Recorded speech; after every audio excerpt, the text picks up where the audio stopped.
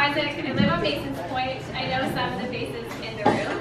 My fiance Carson is just at the back. He's our cameraman for tonight. And I just want to say a big warm welcome to everybody for our Fire Safe Society at Mason's Point Fire Smart event. Just want to say a huge congratulations to the team for putting this together. Thank you so much.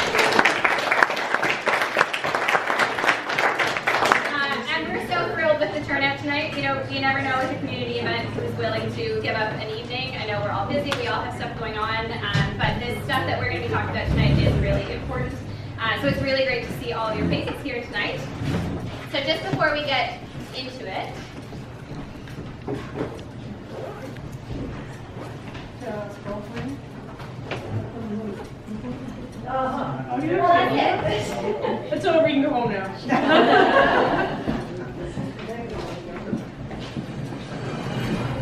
Okay, I'm a teacher and this is what I go through every single day. So just give me 1 minute and I'll go over you.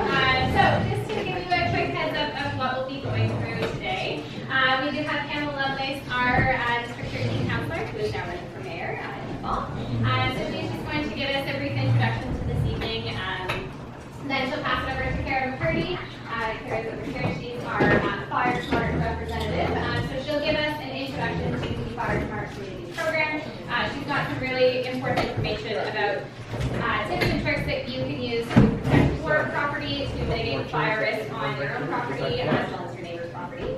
And then we'll pass it over to Erica to talk about some evacuation plans. So talking about evacuation planning for our community specifically, she'll explain the Halifax alert system and we can ask our questions. I know there's a lot of interest in this evacuation planning topic, so hopefully you guys all get a chance to ask the questions that you have. At the end, the Fire Safe Society of Mason's Point, if we could just make a wave, all of us for a part.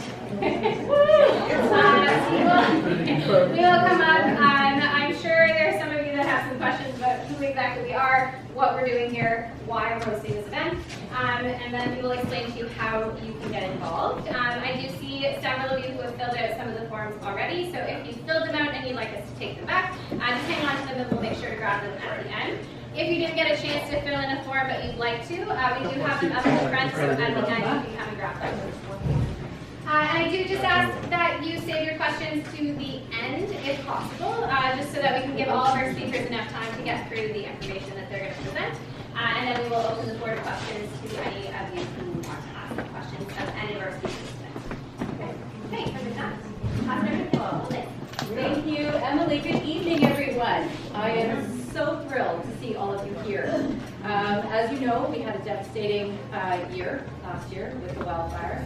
And your presence here tonight is a testament to how important it is that we all work together as a community to ensure that we reduce our risk. At HRM, we've been doing what we can on our end to adjust policy, to increase resources, and ensure that we have appropriate budget and appropriate equipment to support our communities. And that's why I'm so thrilled that we have McCurdy, who is the municipal wildfire mitigation expert, who is the only municipal employee of that stature throughout all of Canada. And that's because here in Nova Scotia, we rely on the Department of Natural Resources to support municipalities during wildfire events, which Kara was at the front line last year. And so we've actually stolen Kara from the Department of Natural Resources, and she's now working with Halifax Regional Fire and Emergency.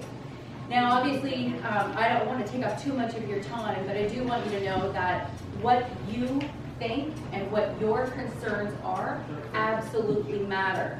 And so the information that you provide to the Fire Smart community here from Mason's Point is extremely important. If you're not sure tonight, don't worry about it. You can provide information in the coming days and the coming weeks. But what's really important is the information that you receive tonight is golden. It is absolutely important that you speak to your neighbors who are not here, that we continue the conversation about being wildfire smart aware. And I have to say, So I was involved in a collision a few days ago, so my brain is not really working in the way that I had hoped it would tonight.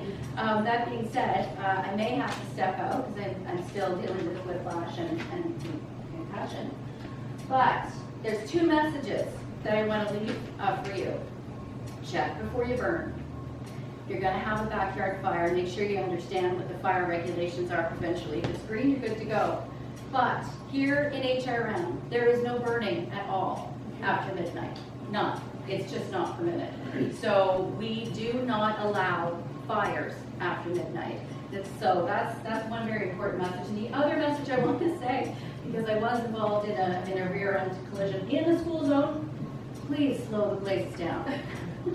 So that's the message that I'm definitely going to be talking to people. We have to think as a community about staying safe together and ensuring that we're all working together. So I want to give just a huge shout out and a round of applause to the volunteers who made tonight happen. Thank you so much to Emily, Cora, Cynthia, everybody else who's here with Masons Point Wildfire Awareness.